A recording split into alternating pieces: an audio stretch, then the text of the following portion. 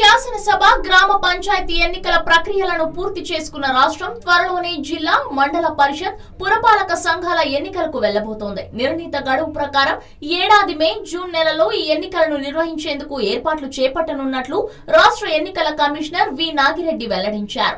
3 విడతల్లో పంచాయతీ ఎన్నికలు ముగిసిన నేపథ్యంలో ఆయన విలేకరులతో మాట్లాడారు. పంచాయతీ ఎన్నికలు ప్రశాంత వాతావరణంలో ముగిశాయని, ఎన్నికల కోడ్ వైదొలిగిందని పేర్కొన్నారు. పంచాయతీరాజ్ కొత్త చట్టం ప్రకారం మండల జెడ్పీ ఎన్నికలకు ప్రభుత్వ అనుమతి కూడా లభించాల్సి ఉంటుందన్నారు. పంచాయతీ ఎన్నికల్లో అభ్యర్థులు గరిష్ట పరిమితి కంటే ఎక్కువగా ఖర్చు చేసినట్లు ఎవరైనా ఆధారాలు సమర్పిస్తే ఆ విజేతలను అనర్హులుగా ప్రకటిస్తామని స్పష్టం చేశారు. అంతేకాకుండా 3 ఏళ్ల వరకు ఎన్నికల్లో పోటీ చేయకుండా నిషేధం విధిస్తామని తెలిపారు. పంచాయతీ ఎన్నికల్లో పోటీ చేసిన ప్రతి అభ్యర్థి వ్యయ వివరాలను గరిష్టంగా 200 మాత్రం చెల్లించి ఎవరైనా పొందవచ్చని లేదా నోటీసు బోర్డుల్లోనైనా చూడవచ్చని కమిషనర్ తెలిపారు. ఏకగ్రీవ ఎన్నికల ప్రక్రియ అంతా ముగిసిపోయిన తర్వాత వాటిలో అక్రమాలు జరిగాయంటూ ఫిర్యాదు చేసినా తాము చేసేదేమీ ఉండదని, కోర్టులు మాత్రమే ఇక ఆయా ఎన్నికలపై విచారణ జరపాల్సి ఉంటుందని ఆయన పేర్కొన్నారు. కొన్ని వర్గాలకు రిజర్వ్ అయిన 11 పంచాయతీల్లో ఆయా వర్గాలకు చెందిన ఓటర్లు ఉన్నప్పటికీ